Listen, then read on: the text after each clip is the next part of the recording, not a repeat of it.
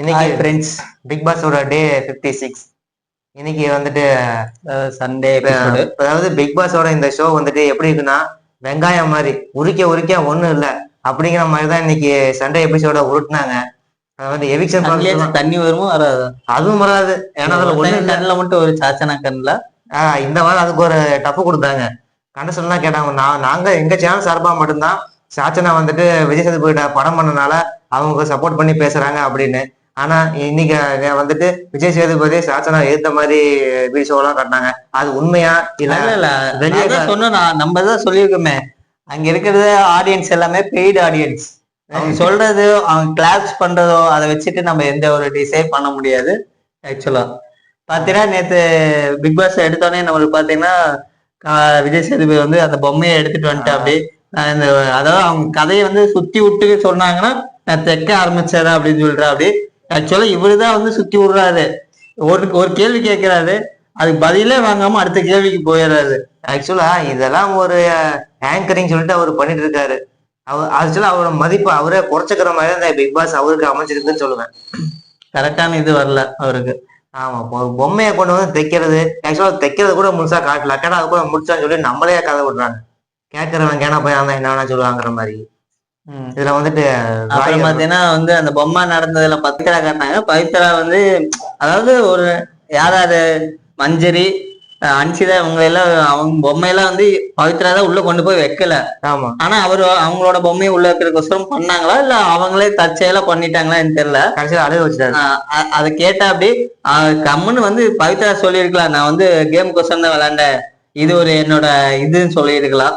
அந்த மாதிரி எதுவுமே சொல்லல, நான் வந்து உண்மையாதான் விளையாண்டேன் அப்படின்னு சொல்றாரு. அதுக்கு தேவையில்லாம மாதிரி அழுகுறாங்க. இப்படி எல்லாம் அழுகணும்னு நினைச்சா சாச்சனா வந்து கதறி அழுகும்ல. அதெல்லாம் ஒப்பாரி வைக்குமே. கண்ணீரால பிக் பாஸ் வீடியோ மூல் கடிச்சிரும்ல. இறக்கம் இல்லையா உனக்கு, காலில் விழுந்து கதர்னு அந்த இதெல்லாம் பண்ணுவாரு. அப்புறம் பாத்தீங்கன்னா பவித்ரா முடிஞ்சோன்னு பாத்தீங்கன்னா நம்ம இதுக்கு வந்துட்டாங்க. ராணவ் ரயான் ஜெப்ரி வந்துடுறாங்க. இது வந்து நம்ம எதிர்பார்த்ததுதான். ஜெப்ரி வந்து அந்த லாக் பண்ணப்ப வந்து ஒரு பஞ்ச் இப்படி கொடுத்துருப்பாரு. ஆக்சுவலா ராணவ கழுத்து நல்லா கொடுத்துட்டாரு. ஆமா, நம்ம அந்த வீடியோல நம்ம அது பொம்மை டாஸ்க் ஆரம்பிச்சப்பே நம்ம சொல்லியிருப்போம் அதுல நம்ம வீடியோல.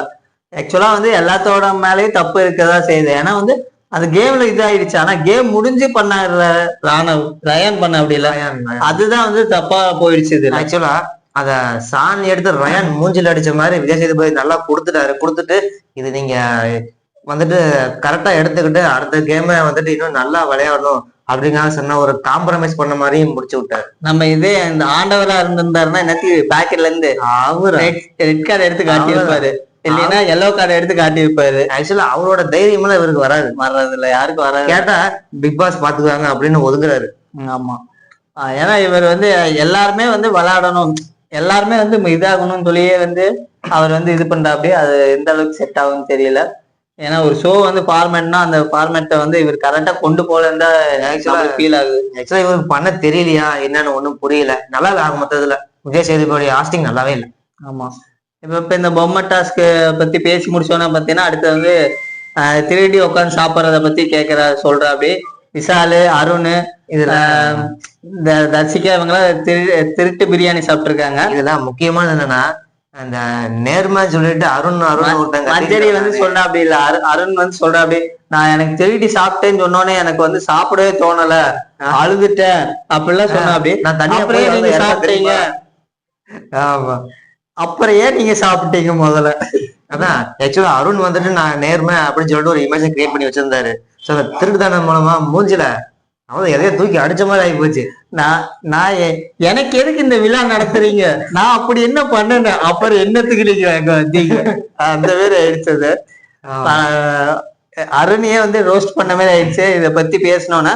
ஆனா இவங்க என்ன நினைச்சிடுறாங்க, சரி நம்ம பாராட்டி தான் பேசுறாங்களாட்டுக்கு. ஏன்னா விஜய் சேதுபதி வந்து அதை வந்து ரொம்ப பெருசா பேசுறாங்க, நீங்க பண்ணது வந்து கியூட்டா இருந்தது அப்படின்னு சொன்னோன்னே சரி இது பண்ணது வந்து நல்லா இருக்குன்னு நினைச்சிட்டாங்க. எனக்கு தெரிஞ்சு இந்த வீக் வந்து இதையே பெருசா பண்ணாங்கன்னா அடுத்த வர வாரத்துல வந்து இதை வந்து பெரிய டாபிக்கா வந்து விஜய் சேதுபதி வேற பேசுறதுக்கு ஒண்ணுமே இல்லைன்னு நினைக்கிறேன். இந்த பிக் பாஸ்ல சாப்பாடை பத்தி பேசுறாங்க, சாப்பாட்டுக்காக சண்டை போட்டுக்கிறாங்க, மறுபடியும் திரும்ப சாப்பாட்டுக்காக பேசுறாங்க. இதேதான் அவங்க சண்டை போட்டதே நம்ம ஆல்ரெடி பாத்துட்டோம்.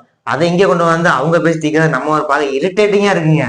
வந்தாங்க, சமைச்சாங்க, சாப்பிட்டாங்க, சண்டை கட்டினாங்க. சண்டை கட்டினாங்க, வந்தாங்க, சாப்பிட்டாங்க, சமைச்சாங்க, சண்டை கட்டினாங்க. ஆமா. ரிப்பீட் இதேதான் நடந்துட்டு இருக்குது ஆக்சுவலா. ஒரு வழியா எவிக்ஷனுக்கு வந்துட்டாங்க. எவிக்ஷன் வந்துட்டாங்க, எல்லாத்தையும் கொண்டு போய் உள்ள போக சொல்றாங்க. இப்ப நாலு பேரு, சாச்சனா, சிவகுமார், ரஞ்சித், இன்னொரு ஆளு மஞ்சரி. மஞ்சரி இல்ல, ஆனந்தி. ஆனந்தி. இவங்க 4 பேரையும் பிக் பாஸ் தனியா கூப்பிட்டு ஒரு அதே மாதிரி பொம்மை எல்லாம் ஒளிச்சு வச்சிடுறாங்க. யாரோட பொம்மை இல்லையோ அவங்க வந்து அவங்க பேர் போட்ட பொம்மையை மட்டும் எடுக்கணும். அதுல யாருக்கு கிடைக்கலையோ அவங்க எலிமினேட். ஆமா, நம்ம தெரிஞ்ச சிவகுமார் நம்ம சொல்லியிருந்தோம், சிவகுமார் தான் எலிமினேட் ஆயிருக்காங்க. மறுபடியும் இங்க கன்ஃபார்ம் பண்றோம், சிவகுமார் தான் எலிமினேட். ஆனா வந்து நம்ம என்ன பண்றது, சிவாஜியோட பேரனையே வந்து பிக் பாஸ் விட்டு தூக்கிட்டாங்க. என்ன பண்றது, நம்மளுக்கு சிவாஜி பேரனுக்கு இறக்கப்பட்ட அவரே ஏமாத்திட்டேங்கயா அப்படிங்கிற மாதிரி ஆயிடுச்சு.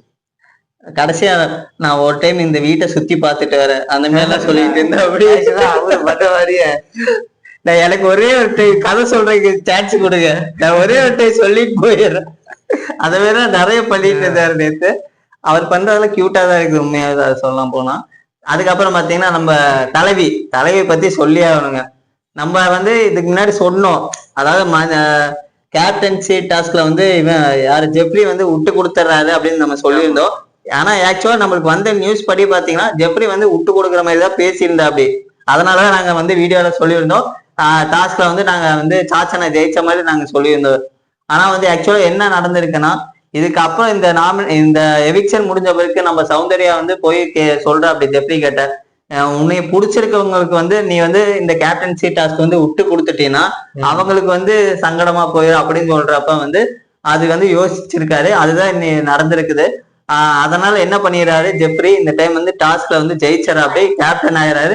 நம்மளுக்கு திரும்ப இன்னொரு சான்ஸ் கிடைச்சிருக்குது சாச்சனாவை நாமினேட் பண்றதுக்கு.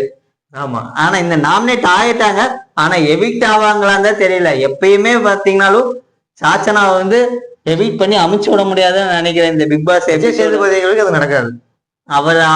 அவர் நினைச்சா மட்டும்தான் உண்டு, அது நடக்குமான்னு தெரியல, பாப்போம். இந்த வாரம் பாத்தீங்கன்னா ஆல்மோஸ்ட் எல்லாருமே வந்து நாமினேஷன் இதுக்குள்ள வந்துடுறாங்க. ஜெப்ரியோட கேப்டன்சில வந்து எப்படி இந்த வீடு மூவ் ஆகுதுன்னு